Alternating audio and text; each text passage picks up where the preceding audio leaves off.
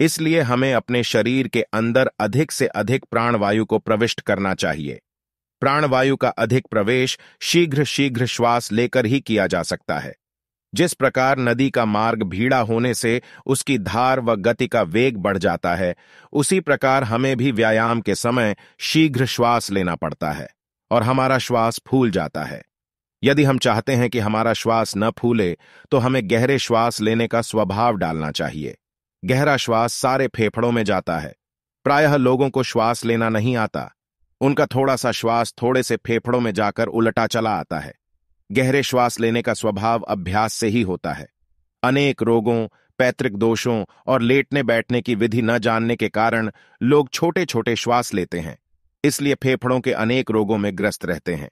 इसलिए व्यायाम के समय हमें गहरा श्वास लेने का अभ्यास करना चाहिए, जिससे हमारे फेफड़े स्वस्थ और लचकीले हो जाएं। व्यायाम में गहरे श्वासों का नाम ही प्राणायाम है। गहरा श्वास लेने के समय हमें मन की शक्ति के द्वारा फेफड़ों के प्रत्येक भाग में वायु पहुंचाने का प्रयत्न करना चाहिए। व्यायाम के समय हमारी नासिका के दोनों छिद्र शुद्ध और खुले हुए होने चाहिए। आसन, दंड, बैठक, कोई भी व्यायाम आप करें, सदैव प्राणायाम के साथ करें। यही हमारी प्राचीन शैली है। प्राणायाम व गहरे श्वास लेने के महत्व को अब यूरोप आदि पाश्चात्य देशों के लोग भी समझने लगे हैं, और यही प्राणायाम की विधि डीप ब्रीदिंग के नाम से प्रसिद्ध है।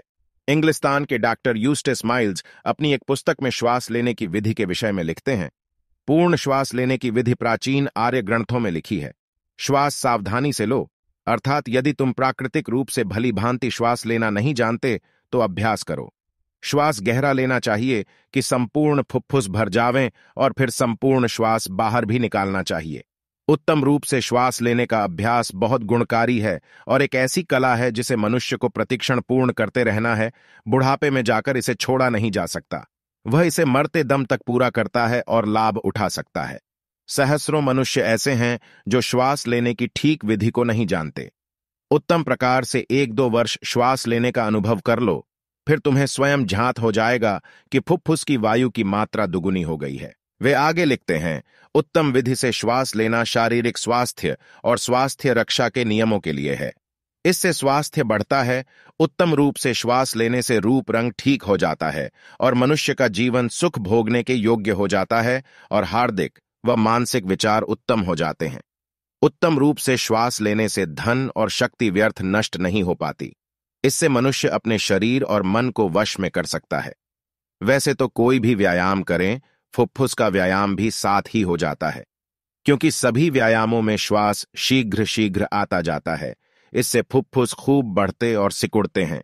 अच्छे से अच्छा वायु रक्त को शुद्ध करता है, रक्त का भ्रमण बढ़ता है और शरीर का मल, मवाद बाहर निकलता रहता है। कुछ मल तो स्वेद द्वारा निकल जाता है, कुछ व्यायाम की उष्णता से जल जाता है, कुछ रक्त के साथ मिलकर फुफ्फुस में आकर शुद्ध हो जाता है, कुछ श्वास मार्ग से बाहर निकल जाता है, कुछ मल मूत्र के साथ बाहर निकल जाता है। ये सब लाभ व्यायाम से होते हैं, किंतु प्राणायाम व गहरे श्वासों के अभ्यास के द्वारा रक्त और शरीर की शुद्धि और फुफ्फुस का व्यायाम अन्य सभी व्यायामों की अपेक्षा सैकड़ों गुना लाभदायक होता है। इसलिए अन्य धार्मिक नित्य कर्मों के साथ दैनिक प्राणायाम करने की आज्ञा प्राचीन शास्त्रों ने दी है। गहरे श्वासों के अभ्यास का नाम ही प्राणायाम है, यह पहले ही बताया जा चुका है। अतः सदैव गहरे श्वास लेवें। गहरे श्वास लेने की विधि का अभ्यास किसी ऐसे शांत और एकांत स्थान में जहां का वायु शुद्ध और शीतल हो, जिसमें धूल व धुआं आदि हानिकारक वस्तुएं न मिली हुई हों, सिद्धासन व किसी आसन में जिसमें आप सुखपूर्वक बैठ सकते हों। इस प्रकार बैठ जाएं कि आपकी छाती, ग्रोवा, गला और सिर तीनों एक सीध में रहें। मेरुदंड, रीढ़ की हड्डी भी सीध में रहना चाहिए। धीरे धीरे नासिका द्वारा श्वास को बाहर निकालें जब तक छाती, आमाशय, पेट रिक्त न हो जाए। श्वास को निरंतर निकालते रहें, अर्थात सारा वायु निकाल देना चाहिए। इस श्वास के बाहर निकालने की क्रिया को रेचक कहते हैं। फिर इसी प्रकार धीरे धीरे श्वास को भीतर ले और जब तक छाती और आमाशय भली भांति न भर जाएं, लेते ही रहें। इस श्वास के भरने की क्रिया को पूरक कहते हैं। इस प्रकार आरंभ में रेचक और पूरक का अनेक बार अभ्यास करें। जब 1-2 मास के अभ्यास के पश्चात श्वास का निकालना और भरना भली भांति आ जावे, तभी बाहर व अंदर श्वास के रोकने का अभ्यास करना चाहिए। श्वास के बाहर व अंदर रोकने के अभ्यास का नाम ही कुंभक है। यदि किसी की इच्छा आरंभ में ही श्वास के रोकने की हो, थोड़ी देर रोकना चाहिए। रोकने का समय धीरे धीरे बढ़ाना चाहिए। बलपूर्वक रोकने से हानि होती है। अभ्यास से बाहर और भीतर दोनों ओर श्वास के रोकने की अवधि व कुंभक का समय स्वयं सीधे खड़े होकर, लेटकर, चलते हुए अथवा पश्चिमोत्तान आसन में भी किया जा सकता है। व्यायाम करने से पहले 1-2 बार भस्त्रिका प्राणायाम करने से बड़ा लाभ होता है, जिसकी विधि मेरी प्राणायाम पुस्तक में देख लेवें।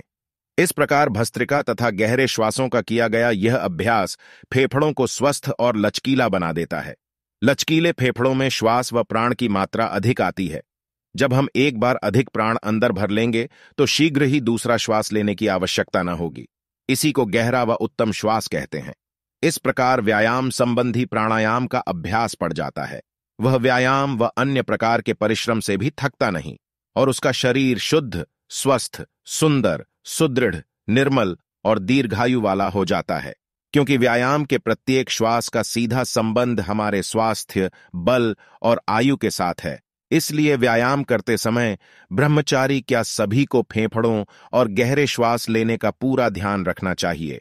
व्यायाम करते समय जब शरीर व शरीर के किसी अंग को बल लगाना पड़ता है व विशेष परिश्रम करना पड़ता है, उस समय श्वास अंदर भरा होना चाहिए और श्वास को अंदर ही रोकना चाहिए, अर्थात आभ्यंतर कुंभक करें।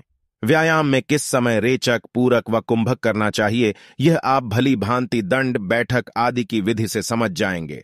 प्रोफेसर राममूर्ति के व्यायामों में श्वास की क्रिया का बहुत ध्यान रखा जाता है। इसलिए जिन दंड बैठकों का वे प्रचार करते थे तथा नवयुवकों और विद्यार्थियों के लिए अधिक उपयोगी समझकर उन्हें सदैव करने का अनुरोध किया करते थे, उन्हीं का उल्लेख किया जाता है।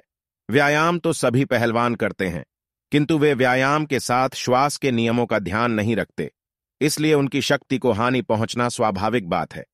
प्रो राममूर्ति ने प्राचीन आयुर्वेद शास्त्रों का अध्ययन किया था, इसलिए इस त्रुटि को दूर करने का प्रयत्न किया और इसमें उन्हें सफलता भी मिली। इसलिए प्रो राममूर्ति के सभी व्यायामों का देशी होते हुए भी विशेष आदर है, क्योंकि उन्होंने प्राचीन प्रणाली का अनुसरण किया है और श्वास प्रश्वास के नियमों का व्यायाम में विशेष ध्यान रखा है। इसलिए उनके व्यायाम शरीर के अन्य अंगों की भांति मानसिक शक्तियों के लिए भी लाभदायक हैं। प्रो राममूर्ति ने देशी व्यायामों में दंड और बैठकों की बहुत प्रशंसा की है। उनका दृढ़ विश्वास है कि शरीर के बनाने में इनसे बहुत अच्छी सहायता मिलती है। उनकी दंड बैठक करने की विधि नीचे दी जाती है। दंड बैठक भी एक प्रकार के आसन ही हैं, इसलिए दंडों को दंडासन भी कहते हैं।